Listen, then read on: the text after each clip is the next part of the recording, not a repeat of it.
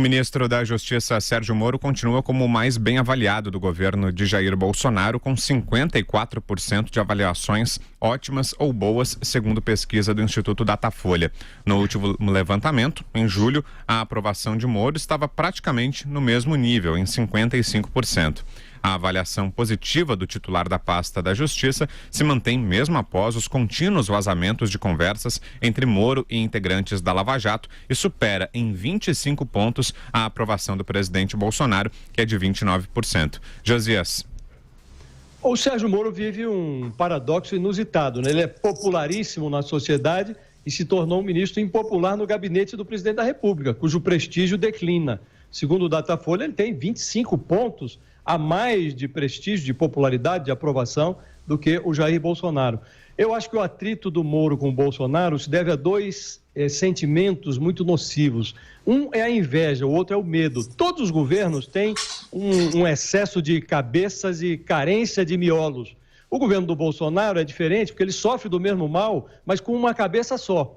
Então, o Bolsonaro é o tipo de político que ele segue a teoria da palmeira única. Ele não convive muito bem com a ideia de dividir o gramado com outras palmeiras, sobretudo se essa outra árvore tem quase o dobro do tamanho do prestígio dele. Da inveja para o medo é só um pulinho. Então, o presidente passou a enxergar o ex-juiz da Lava Jato como um potencial rival na sucessão de 2022. Ele corre o risco de transformar essa neurose em realidade, porque até outro dia o sonho do Sérgio Moro era fazer um bom trabalho no Ministério e ganhar uma poltrona no Supremo Tribunal Federal. Se ele é empurrado para o escanteio, nada impede que ele passe a enxergar na política a sua melhor alternativa. Se vai dar certo ou não, mas pode ser uma alternativa para ele. E o Bolsonaro, acho que talvez fizesse um bem a si mesmo se ele parasse de tratar de 2022 para se concentrar no presente. Ele precisa se concentrar no essencial, que é a recuperação da economia. Essa mesma pesquisa, que exibe a musculatura do Sérgio Moro, informa que o ministro Paulo Guedes, por exemplo, com 38% de aprovação, e até o Tarcísio de Freitas, com 36% de aprovação, também colecionam taxas de aprovação acima do Bolsonaro, que é 29%. No momento, o presidente está empatado com os ministros das queimadas, que é o Ricardo Salles, 30%, e o ministro do Marxismo Cultural, o Abraham Weintraub, com 29%. Bolsonaro precisa se cuidar, eu acho. Fala, Vera. Exatamente. E os ministros que estão bem avaliados são aqueles que neste programa 3 em 1, que não passa pano para ninguém e analisa as coisas conforme elas são, sempre são ressaltados como aqueles que têm uma pauta, uma agenda, a capacidade técnica, projetos interessantes, equipes bem estruturadas.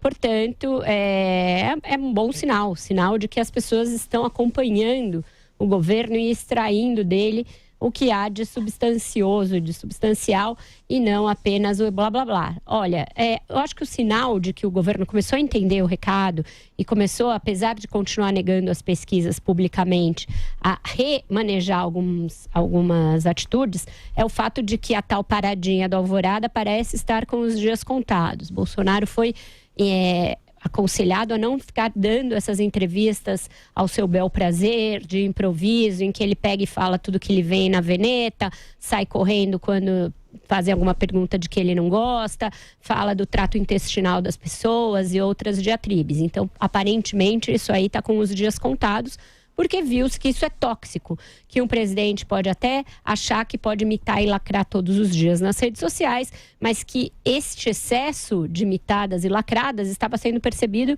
pela população como um todo como algo deletério para o seu próprio governo, como um presidente que não tem prioridades claras, enquanto o seu governo as tem. Ontem foi aprovada a reforma da Previdência no Senado, na CCJ, muito rapidamente. Então as coisas avançam, o presidente não menciona esses assuntos, ele passa ao largo, pelo contrário, ele fica minando os seus ministros mais virtuosos, fez isso com o Moro muitas vezes, faz isso com o Paulo Guedes quando tenta aliviar para policiais na reforma da Previdência, quando tenta driblar o teto de gastos.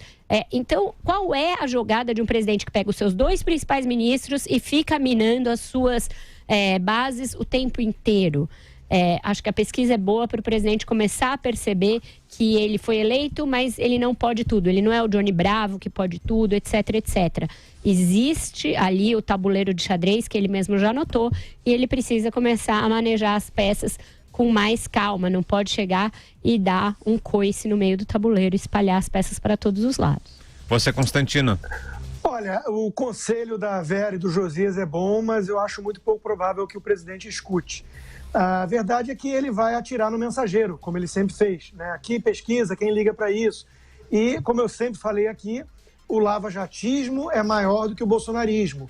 Vamos ver se ele vai acreditar nas próximas pesquisas, após essa escolha do PGR, quando uma boa parte da base que o apoia, quase incondicionalmente, jogar a toalha e debandar. A verdade é que o Moro é muito mais popular que o presidente, assim como o próprio Paulo Guedes. Essas são as áreas mais virtuosas, com agendas positivas, um de combate à corrupção e criminalidade, o outro com agenda reformista liberal na economia. E tem muita gente, cada vez mais, eu diria, querendo o Bolsonaro, o governo Bolsonaro, sem o bolsonarismo, ou sem o Bolsonaro, né? Sem a ala ideológica fanática que só passa o dia imitando em rede social e xingando todo mundo, influenciada lá pelo filósofo guru dos filhos do presidente e do próprio presidente. Tem cada vez mais gente ficando cansada disso, está vendo que isso está gerando muito mais ruído e calor do que luz e progresso. Então, as pessoas estão ficando cansadas, as pesquisas, com todos os defeitos que elas possam ter, apontam isso. Um exemplo foi a indicação do filho para a embaixada, 70% contra. Todo mundo, quando eu divulguei a notícia, passou a atacar o Datafolha. Eu fiz uma enquete, obviamente, não científica, na minha amostragem, que é muito mais enviesada a favor do presidente, no Twitter, e deu exatamente o mesmo número. Foram 2.600 votos, deu 70%, 68% contra. Então, ele não está escutando os recados que estão vindo das ruas. Ele não está seguindo a voz do povo, que ele, como um bom populista, sempre enalteceu quando interessava. E ele vai aprender do jeito mais duro que quando você se vira contra isso e vai se cercando numa bolha de bajuladores que te elogiam, não importa o que aconteça, quando você começa a impedir a entrada da lufada fresca de ar da crítica, você vai realmente se tornando cada vez mais paranoico, cada vez mais agressivo e achando que é o dono da cocada preta, que é o rei do pedaço. E não é. Então, o Brasil é um país complexo, muito grande, para ser governado dessa forma, para confundir com Twitter. Então, a minha impressão é de que o presidente está ficando um tanto paranoico, está se blindando contra tudo e todos. Ele demitiu gente de 40 anos de amizade que ele confiava ou passou a não confiar mais. Ele falou que a Joyce Hasselmann, uma deputada que é líder do governo na Câmara, está com um pé em cada canoa, se referindo à proximidade dela com o governador João Dória, que ele passou a atacar de forma virulenta. Quer dizer, em quem o presidente confia? Essa que é a pergunta. Será que o poder subiu à sua cabeça? Será que ele está realmente desconfiando de tudo e todos e se cercando apenas daqueles filhos radicais e daqueles que só sabem bajular tudo que ele faz e chamam ele de mito?